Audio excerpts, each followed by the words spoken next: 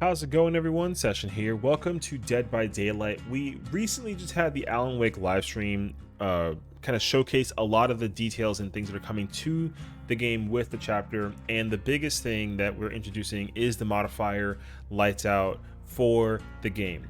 Now, just a kind of quick recap before we get into the gameplay for it. The whole point of the lights out modifier is to basically kind of change up the gameplay and like get really experimental, since the traditional style of the gameplay has definitely evolved over the course of years.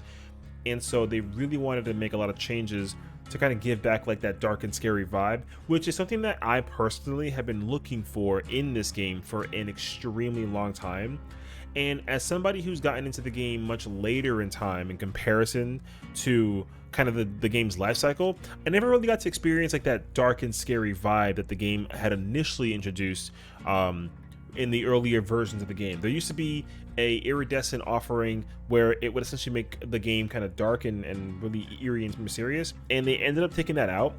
And so I joined the game much later than that, so I don't have the full details about it. All I know is that there was a point in time where gameplay wise the game used to be actually like dark, if you will.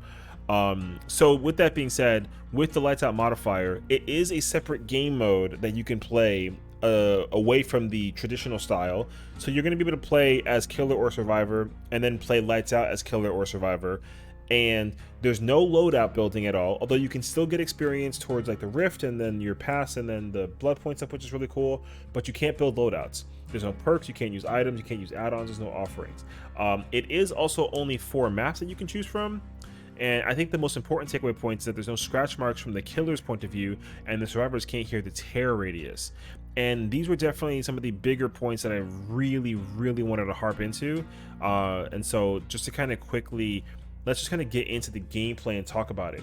So the killer that they're selected for this run through was the Legion, and I feel like it's a killer that really, I don't know, Legion to me doesn't really make sense as a killer that I would bring into a match like this. But that's kind of the crazier part though, is because you actually can, because the realization that you immediately pick up on is that, as you can see from this moment, the killer can still see the generators of the aura, right? So the difference is that there's no way to actually track auras across the board for anybody's sake, right? Like the survivors don't have any way to know where the generators are. It turns out also, in order to give them like a little bit of a push, all the generators start at 5% progression, so the generators at least could be heard. But what they did mention is that the generators, if the killer does kick them and then they regress to 0, then they don't stay at 5%. They do go back to 0, and then you can't actually hear the generator. So that's kind of an interesting change that they're introducing, and especially for this game mode. And of course they want all the feedback possible, and so I'm definitely going to give a lot of my 2 cents on this, because I've always wanted a like dark and scary and like mysterious, ominous game mode where like hiding and seeking actually becomes like the primary core value of the game, while you still have to try to complete generators and put people on hooks, etc. So kind of diving into the gameplay again, Legion was a very interesting pick for the killer. They were because again, it makes me think about certain killers that might do well in this game and some that might not. Like I tried to really think about it. Like for a moment I was thinking that, oh, like Myers having being like undetectable at the start is kind of useless, because obviously like he's already undetectable and like doesn't have a stain. But also that kind of adds to the spookiness factor of it, because then if you see like a white face kind of in the background just stalking you, right, like Myers just automatically just has like this crazy power. And so for them to pick Legion, I was kind of intrigued, like what would they actually be able to utilize as Legion. Turns out that like the more important takeaway point if you're playing this game mode as a killer is to actually listen to the audio of the survivors if they're injured, and especially if they make the blood splatter that hits the floor, they have to actually follow the blood trails, because as you can see while chasing this Michaela at the moment, there's zero scratch marks coming from the survivor. So the actual killer has no way of actually tracking just where they went directionally. It's more important that they actually follow the blood trail to keep an eye on where the survivor is going. So now the value of a pallet stun, for example, or at least like a loop, is even more like helpful than it and important than it's ever been, I think, in the game's history, especially for like a game mode like this where everything is dark. They deliberately picked 4 modes or 4 maps just because I think it was really easy for them to add like the darkness to it all. So currently they're on Decimated Borgo. I actually don't remember the other 3 maps, but they did pick this map, and honestly, I wish the map just was like this at the very beginning. The fact that the map is very very wide and large, and it's really opened, so there is just a lot of like, it's really easy to see across the entire map with the standard vision of the game. And so this version of it actually makes it so much better, just because like you can't even see like 15 feet in front of you, so the killers can come from anywhere. And again, there's a lot of killers that I'm thinking about that will be really dangerous. Like a nurse teleporting and blinking out of the shadows out of nowhere to swing at you would be really terrifying. Ghostface, who usually struggles in a map like this, would be able to traverse it with no issue. See, like that grab is something that would not happen if the killer's terror radius was like close by, sort of thing. Shout out to Rinker for trying. So it really makes me wonder, killer wise, like there's actually such an extreme high like level of variety that does get added to this game just by simply doing 3 things. You take away the tear radius, you take away scratch marks, and you just literally add like a dark eerie fog in the map. And like the mist doesn't actually add anything to it either. So I think one other thing that the first thing I really thought about right away was that, and this is probably like my first piece of feedback, is the fact that the generator's auras can be seen by the killer, whereas like the survivors have no advantage when it comes to the generators, except for the very very beginning.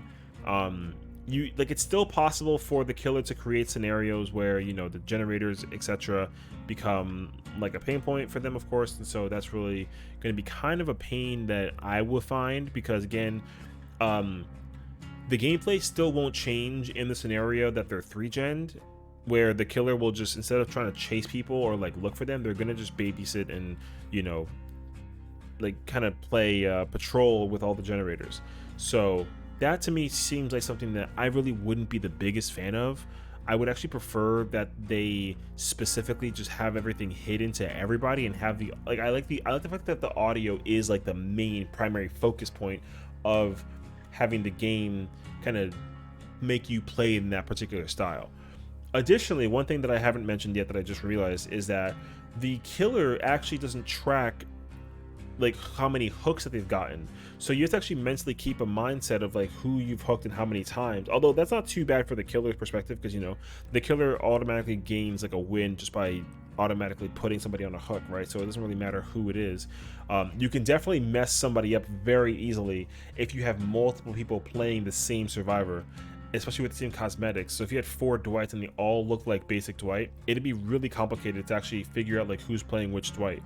So I really appreciate that that's like a case scenario. And for the survivors end, the survivors actually don't have a way to know how many gens are remaining. There's a gap between the survivor's HUD and then the actual item being displayed. It doesn't tell you how many generators there are remaining. So you again have to kind of use that tuition and your intuition to actually figure out like, where you hear the cleanse is occurring, as well as if you cleanse a generator and that sort of thing. But again, I think the point that I still find to be a little bit of a pain point is the fact that the generator can still be tracked by the killer. Now, what I would like for them to do, and again, this is feedback point number 1, is instead of giving the killer full complete visibility of the aura, the killer should just be able to sense a generator like aura wise when it reaches a certain threshold. So being able to see the generator's aura at like 0% is pretty rough on the survivors already. But again, if you have 4 survivors all split around and they are each working on a generator, it's really easy if there was no aura that all 4 generators can just be individually worked on if the killer had 0 perception of the aura. I think what it should be is it should be very highlighted. I think it should be highlighted in like a red like it is currently, but it should be very faint, where even if there's any indication of noise, the killer at least can have a visibility on it. But if they were to kick the gen and it's at complete 0, then nobody knows where that generator is. So you have to actually like think about where it could be and like know the map. I think that map knowledge becomes significantly important as a result, and I really enjoy that.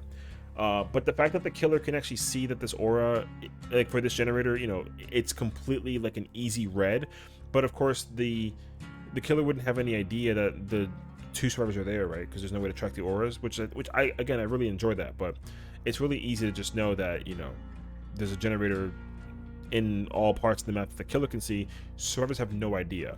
I mean, I do also like that with the survivors side though, there are more chests than usual found on the map, and they're also labeled to be like a higher rarity. I don't think that they include add-ons, but I think that they are just generally like just items. So there's like green flashlights I saw. I think someone has like a green toolbox that they find, you know, like it's really easy to, or it's easier rather, to just have that higher rarity be helpful in that case scenario. So I do appreciate that they can at least find items, because for the 4 of them to kind of go up against a killer and have absolutely nothing definitely kind of seems a bit one-sided in that regard. But it's nice to know that the items still kind of come into play as a result, so that's really cool.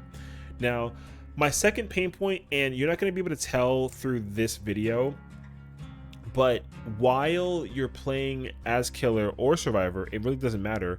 If you're being chased or chasing a person, the chase music still plays as a result of, you know, just the standardized gameplay, right?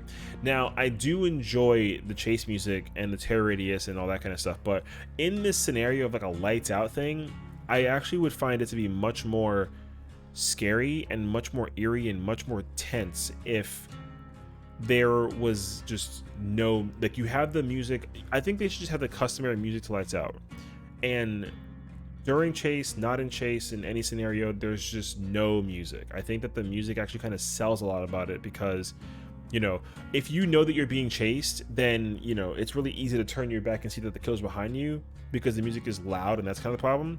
But in a scenario where, I mean, it's very specific that I'm going to give as an example, but like if you're being chased by like a ghost face and you're running away from him and you kind of turn straight to see that there's like a pallet in front of you, and then he just kind of crouches behind a bush, and you turn back and he's gone, but you still hear the music, you kind of know that he's at least close by, sort of thing. And if you have like a really good eye, you can actually see him. If they just took that out, he's just gone in a flash, right? So my second pain point is the fact that there is still a chase music that plays while you're in the process of being chased by the killer, or if you're chasing a survivor. So I honestly, for me, the gameplay is actually really cool. I actually like that they took out a lot of things as a result. Like they reduced the HUD by removing how many generators remain. The most difficult pain point I think that killers will have to get familiar with is that there's no scratch marks. I think that we've, as a community, over the course of years of this game existing, ever since they introduced scratch marks, it's kind of become like a critical point of play for killers. It's kind of imperative that they use scratch marks. It turns out that if there's no scratch marks, it's actually really hard for the killer to find things. And so as a result, you know, being able to hide in this map is actually very helpful and very reliable if you're able to kind of pull it off correctly, especially if you're healthy. In a scenario that you're able to get like a pallet stun and the killer kind of loses sight for like a moment and you break through a hallway, you know, you have a high likelihood of just being able to just disappear from the killer, and the killer has no clue where you went. You can easily go from like a run into like a walk and then just crouch walk behind some kind of like surface, and you know, you'll lose sight of the killer within seconds, milliseconds even, versus you know, just having to at least get like an indication from the killer because of the scratch marks. So my favorite point about this is that there is no scratch marks at all from the killer's POV. And honestly, at this point, I think that with the current playstyle of the game, in terms of how strong everything is, not that scratch marks are like outdated, but in my personal opinion, I've always disliked the idea of scratch marks because, again, there is this really high cater to like having killers use scratch marks as a way to just kind of keep on the chase.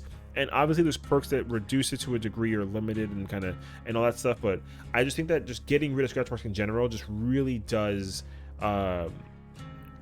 like change up the way that the game is played by everybody as a result. And also additionally, I just realized it as well. While this Dwight is repairing the generator, you don't even get to see the progression. You can actually use your eyes and understand that the generator is almost close to being finished. This is kind of another pain point that, again, gameplay wise, I think that there's a lot of things that this game mode modifier is adding that I'm really loving, and it's still kind of sort of you know, a work in progress to a degree. Like, I love it so far, but there's definitely a lot of feedback that I have about it.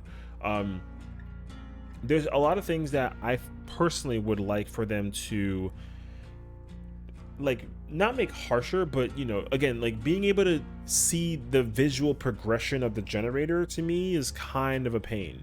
I actually don't really like that that's a thing. I mean, I've never really thought about it until I literally watched this modifier run, where, because I already know as well that the same rule applies while you're healing as well as while you're opening a door. I actually like that you have to kind of use your senses in a way, right? Like, which is literally just like your eyes. I think skill checks should still be a thing. Like, the skill check thing is totally fine. I actually am a big fan of skill checks, but the fact that you can't easily just track the progression, I think, is what would make the game, like, again, you have to just really, like, understand, like, what exactly the scenario kind of boils down to. Because, you know, if I was like, if this game mode did allow perks, if I had a perk such as resilience and I had like a med kit, right, I can like visually see that I'm 99% of the way through with my like healing, and if the killer doesn't have mangled or sloppy butcher, then I can just hold on to 99 and keep that permanent 9%, and then when the killer's on the way, then I can just tap myself and then be 100% and then go on the run, right? That rule of thumb doesn't apply anywhere near as well as in this game mode, just simply because of the fact that, one, well, I mean, besides there being no perks, but like, you can't actually 99 tap anything. You have to actually kind of get like a little lucky, if anything, to be able to actually make that happen. And two, just the fact that the inability to actually see a progression bar, you know, you got to actually understand time wise. You got to kind of count in your head, like, you know, 1,000, 2, 1,000, just be able to kind of put that timing into perspective. So there's a lot of other points that this game really does allocate to. Like, again, like, you can't really, you know, you can't really go into this game mode and expect to play it the same way. I would love for them to kind of add a new style of how to play this game besides the generator thing. They did mention in the modifier that there's going to be different modifiers introduced into the game. I think that's going to be their way to experiment and add like a game mode thing. But I just want to really quickly highlight this exact point right now, because I think it's actually the most important piece. So as you'll see, you know, there's 2 survivors left. The generators are all powered up. The doors are open to go. There's 2 survivors. Both of them are injured. One of them is like going to die. So, you know, it's kind of a question mark as to what's going to happen to the 4th survivor. So this is kind of one of the most important reasons why, to me, this game mode is bringing so much to the table. And it still kind of just like blows my mind that some of this stuff just isn't really put into the base of the game. What you're going to see here is the Elodie is going to eventually get caught. And the last person remaining is Rinka, and she is basically going to do something that I would do in a scenario that I was in, where, you know, I'm the last person left. I've got to work on the door. I don't know how far the door is, and, you know, you don't hear tear radius, but this killer has the power to run really quickly. I gotta hide, and I'm also injured, right? So literally these scenarios become very critical to your survival. And because the door is powered, like, you got to try to look with your own eyes, right? Like, you got to actually think about it. Like, look with your eyes and see if you can find where she is. I actually have no idea. The killer, I actually went through this a couple of times to try to find her. The door is powered up and he knows that she's nearby. So obviously, if she just ran away in the moment, as soon as, like, you know, she either heard him, the Legion coming, or even saw the Legion, like, the Legion actually didn't get to see where she went. So the Legion is actually trying to figure out, like, where'd she go? And, you know, checking the places like the bushes, you know, trying to get like a feel for the environment. And this is one of the most important pieces of gameplay that gets showcased in this as a result, where if you play it quietly and safe, you like, she unmended herself quietly away from the killer and actually was able to get the escape. And the problem with that is, like, you would have had no idea as to where she went and how she did it. But the fact that she escaped, to me, that gameplay moment right there is what sold me on this modifier, because I do I do think that this game has extraordinarily high capacity to be a scary game, while still kind of keeping the objective the same. So again, as just like a really important takeaway point, the lack of a tear radius is incredible. The disappearance of scratch marks is just so awesome. The fact that the game is dark, like, they just need to implement this on a constant basis, and I don't know how they're going to implement this on like a permanent solution. I don't think that a map offering is going to be, or maybe it could be the answer. It's kind of hard to determine, but the reason why this modifier works so well is because there's no perks. And especially there being no perks, there's no perks that reveal anything aura wise. If the killer has a power aura wise, I think that's like more acceptable, if anything. But the fact that there's no way to track an aura at all via an add-on or a perk is one of the like most core features of this game mode. Now, I think as a result, without necessarily reworking perks to allocate to the modifier, I think what they should do is just go, kind of comb through every single perk that the game has right now. And if it literally just has the word aura in it, you just take it out. That includes generators, that includes hooks, and that includes survivors and chests, just everything possible. Because I think that as a result, you can actually still use perks in this game mode and have it work out and have it be incredible. I'd also even go as far as to say, like, just take out add-ons as well. I think if the survivors bring items, I think that's perfectly fine. But it's going to depend on how strong items are with perks that aren't aura based, because I can imagine, a perk like, if there's 4 toolboxes in streetwise and 4 streetwise, that might be a little bit powerful for the killer who has 0 add-ons, but their perks still kind of come into play, so that, you never know actually. So I hope that they kind of take the feedback out of this and they basically just kind of put like a little summary on it and say, like, with this gameplay showcase, it's actually really fire. They just got to basically take out all the aura stuff, and then they'll experiment. And then if a perk is just too strong, just take it out, And if all the perks are just really, really strong, then, maybe it's just better that you play with no perks. And they do that right now, right? Like, there's no perks, there's no add-ons. You can't come into the match with items, but you can fight items in the map if you're actually able to find them, sort of thing. And again, I think that, that to me is kind of the critical aspect of this gameplay that I really favor so well. So takeaway point, the biggest takeaway point for me personally is that I personally don't like that the generator's aura can be seen in completely by the killer. I think if you add kind of like an intensity factor, like if the generator is starting at like 1%, again, it's very, very, very faint, it's hard to see by the killer, but they know that there's something over there, but they're not too sure what it is, kind of thing. And then of course, as the generator progresses through nearing its completion, then the generator becomes very like obvious that it's about to get done. The killer's got to try and get over there in time, and then be able to actually, stop it from, progressing to full, and then they can regress it. That's my first main point. Secondly, I think that they need to figure out a way to just remove chase music altogether. I think that the chase music actually really takes away a lot of the eerie. Like, I don't really like the idea of being chased and it gets loud in my ears as a result of the music, when it's not normally, like, it's going to start off very quiet, and then the music will play, and then it kind of like just that ambiance for some reason for me just kind of like it just dissipates as a result. So just get rid of that in its entirety, and you will create a game mode that people will learn to love very, very quickly. And lastly, if they can remove all the aura perks and then just figure out a way to implement a system where perks that are not overly strong to this game mode in particular, if they can work for both sides, I think that'd be really cool, because I wouldn't be opposed to having the killer have a perk like pop or like pain res and that sort of thing. But I do want there to be some perks that are still added to the game for both perspectives. But I do think that there needs to be some kind of leeway that kind of, because I'd like to think that like hex perks and boon totems and that sort of thing can be really, really helpful. But again, they got to be helpful for their very particular reason that doesn't involve auras. And I think auras are so critical to this game in its normal gameplay base that just taking those out just really changes up how the game is played from all perspectives.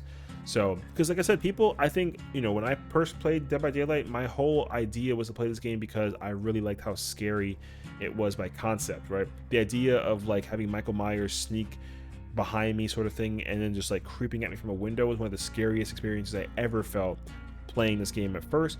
But then of course, over the course of time, as I learned, this game is much more tag focused versus like hide and seek. Those feedback changes, I think, are the kind of the starting foundation in how you can turn this game into hide and seek. Because again, if I'm nervous and scared, I can just go hide in the bush, and then if the killer 3 seconds later appears out of the fog and then kicks the gen and then just like leaves, that's a scenario that I'll never be able to establish as a result of playing the game in the normal gameplay wise. I think I value that much more so in this game mode, and I think that this game mode actually encourages that as well.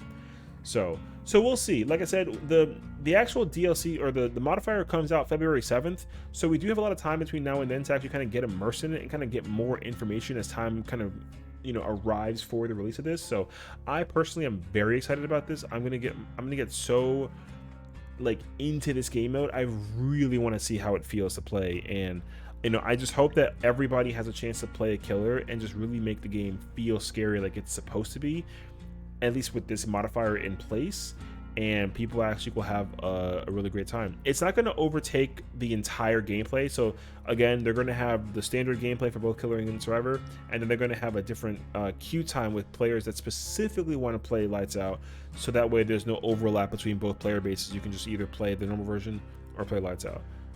So that's what I'm going to be definitely focusing on. February 7th officially. From the 7th to the 14th is when this will be in effect. So I hope to see you guys there. Thank you so much for watching. More details to come about this for sure. I'll catch you in the next one.